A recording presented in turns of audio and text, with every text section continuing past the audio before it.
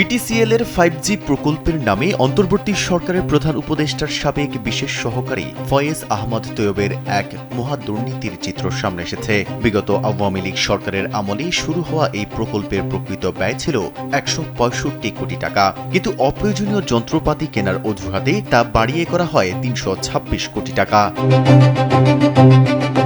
বুয়েটের ফিজিবিলিটি স্টাডিতে যেখানে 2030 সাল পর্যন্ত 26 টেরাবাইট ব্যান্ডউইথের চাহিদা নির্ধারণ করা হয়েছিল, সেখানে সুকৌশলে 126 টেরাবাইটের যন্ত্রপাতি কেনার ফন্দি আঁটা হয়। দুর্নীতি দমন কমিশন অনিয়মের গন্ধ পেয়ে তদন্ত শুরু করলে প্রকল্পের কাজ স্থবির হয়ে পড়ে।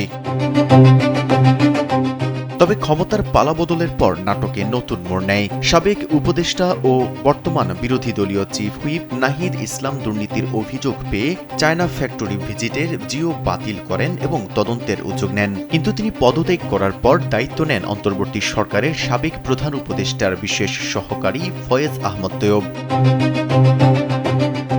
অভিযোগ রয়েছে, এই ফয়েজ আহমদ তৈয়ব দায়িত্ব নিয়েই মরিয়া হয়ে ওঠেন প্রকল্প চালু করতে। দুদকের অনুসন্ধান থামাতে খোদ দুদকের চেয়ারম্যানকে আধা সরকারি চিঠি দেন ফয়েজ আহমদ তৈয়ব। এমনকি মন্ত্রণালয়ের মাধ্যমে বিটিসিএল এর এমডিকেও চাপ প্রয়োগ করেন তিনি। প্রধান উপদেষ্টার দপ্তর থেকে বিদেশ ভ্রমণের অনুমতি না মিললেও ব্যক্তিগত সহকারীকে নিয়ে তিনি চীন সফর করেন, যার ব্যয় বহন করে ঠিকাদারি প্রতিষ্ঠান হুয়াওয়ে সংশ্লিষ্ট একটি সংগঠন।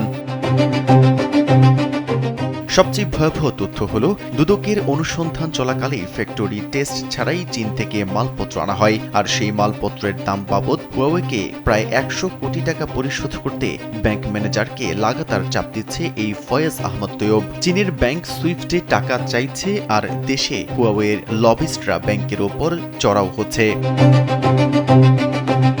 দেশে হারা ব্যাংক ম্যানেজার উপায় না পেয়ে একাধিকবার দুদকের দ্বারস্থ হয়েছেন, কিন্তু রহস্যজনক কারণে দুদকের তদন্ত প্রতিবেদনও আটকে আছে। সার্বিক বিষয়ে জানতে যোগাযোগ করা হলে ফয়েজ আহমদ তৈয়ব দাবি করেন, বিশেষজ্ঞ কমিটি দিয়ে নিবিড় পরীক্ষার পরই সব করা হয়েছে। তবে এই 100 কোটি টাকার রহস্য এবং চাপের নেপথ্যের কারিগরকে তা নিয়ে জনমনে এখন শুধুই প্রশ্ন।